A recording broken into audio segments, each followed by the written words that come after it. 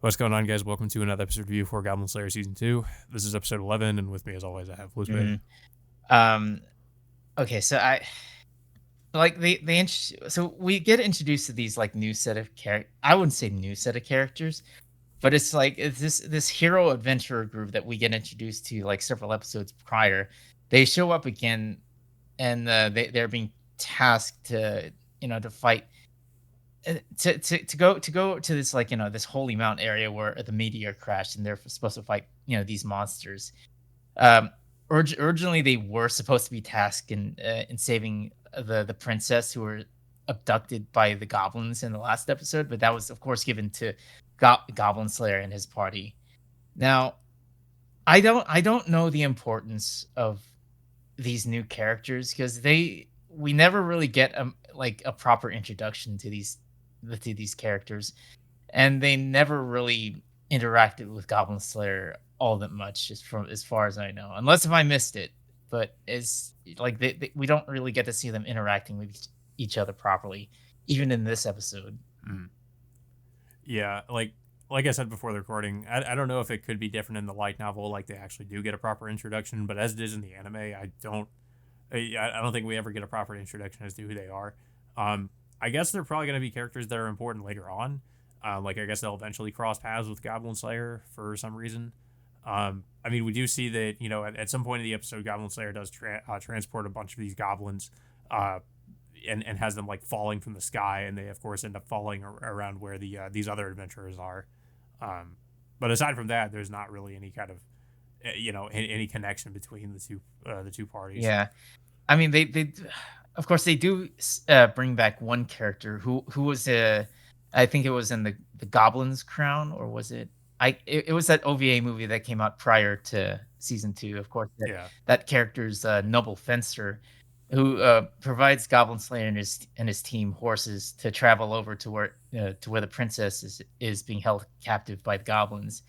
Then, of course, we see Sword Maiden seeing them off, and we get a little conversation between Noble Fencer and Maiden, like talking whether or not that they'll end up going on adventures again. Of course, they're reluctant to do so due to them both having traumatic experiences against the goblins. I'm kind of wondering like what this sword maiden do. Like she seems like she's sort of a diplomatic figure in a way, but she doesn't really ever, I guess because of her PTSD, never really directly helps out. She's more so being protected most of the time by Goblin Slayer and the rest of the group. There has to be a point in which Sword Maiden will have to take matters into her own hands and get over her traumatic I experience. I would like to see Sword Maiden go through some kind of a character arc where she actually has to confront her PTSD somehow, and actually does something for once. Um, but I was kind of hoping something like that might happen in this season, but it doesn't seem to be that. That doesn't seem to be the case. Yeah, so we eventually move on to Goblin Slayer and the others traveling over to where the princess is being held captive. And of course, once again, they're ambushed by the goblins as soon as they enter the dungeon. Um, and I think what was it? Goblin Slayer uses like a teleportation scroll to teleport several goblins to their deaths, and eventually they reach to where the princess is, and they find like a goblin shaman, or I think a goblin priest, uh, planning on like sacrificing the princess in some kind of ritual. Um, Well, and then this priestess who discovers that apparently that the goblin priest is trying to use a bunch of these like dead bodies and the princess as a ritual sacrifice of sorts. Yeah, and so the goblin priest ends up erecting like a giant, like a force field, preventing Goblin Slayer and his team from getting through. But of course, like the priestess uses like some kind of like spell to take down the shield. Eventually, like having Goblin Slayer step in and kill the priest, and rescuing the princess, which of course is the end of the episode after that. Yeah. Um. Well, like we were talking about before we reviewed the episode, it just doesn't. It really doesn't feel like we're getting close to the end of the season with how things are progressing with the plot. Um. It just feels like this is another like kind of it's kind of a little like I guess sort of mini arc of this of or the story arc, where they have to save this princess, and I mean like I said I assume that these other characters they're focusing on are going to be important at some point, but I'm not sure whether or not they're going to play an important role in this season with I guess the episodes we have left, or with the time we have left for the season. Um, Honestly, I just really feel like this season just really fell off, yeah, as soon as this series started. Just it doesn't feel it doesn't have like the same, feeling like it did with the season 1, and neither does it have like a lot of like, some of the more like, like the more like high-end disturbing elements like it did with season 1, like and in particular like how episode 1 started off on.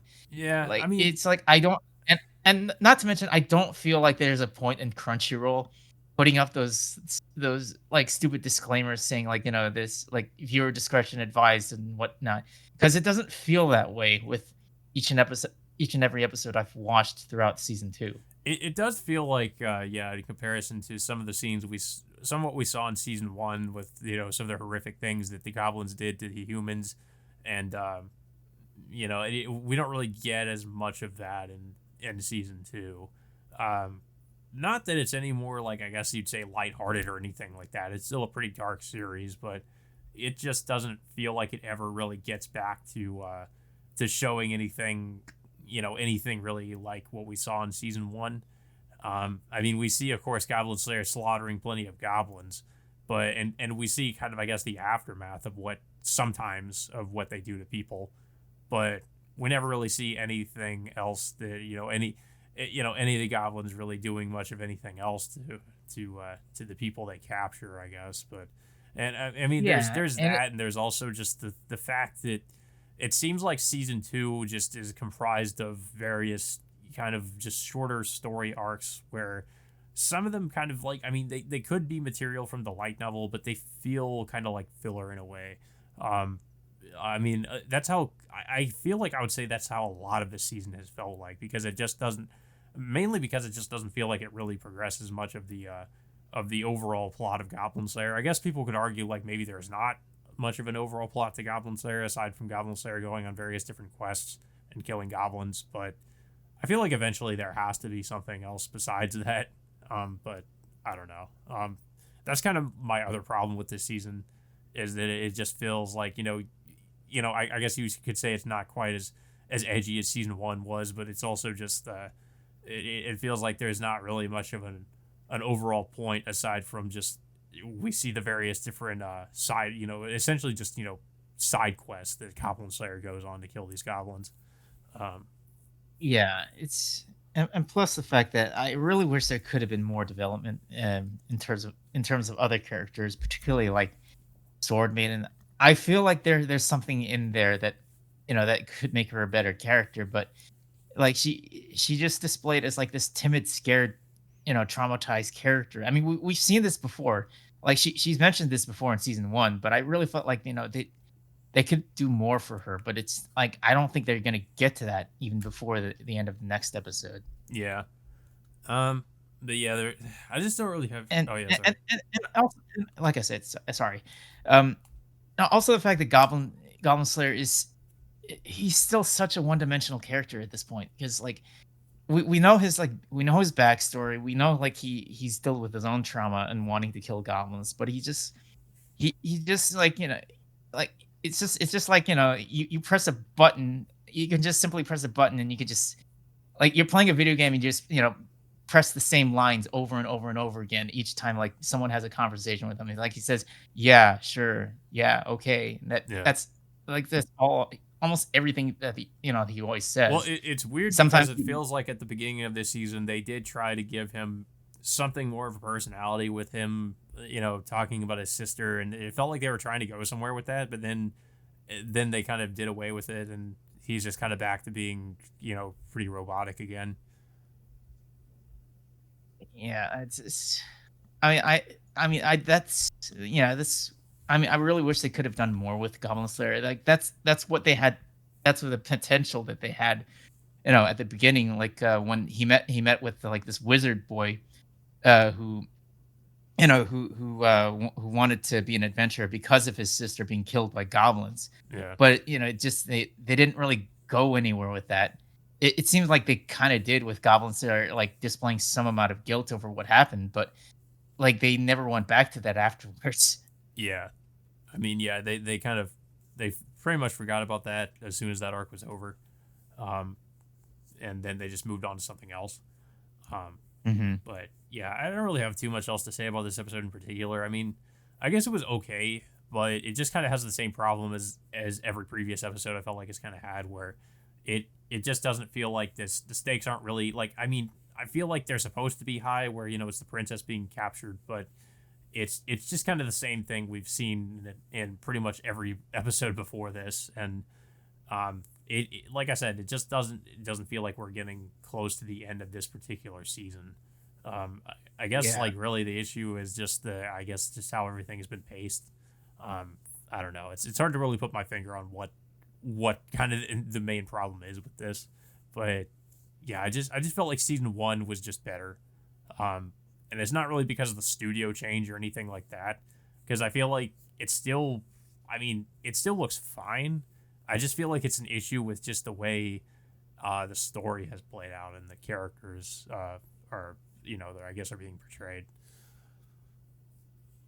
Yeah, and I mean, I think the last good story that they released was, of course, that OVA episode involving Noble Fencer. But then once season two came out, it just kind of fell off, in my opinion. Yeah. It's just like it doesn't feel like the same way as it did back in season one and that OVA film. Yeah. Yeah, I mean that's kind of how I feel about it, to be honest. But yeah, so I guess until next time, guys, we will see you all later.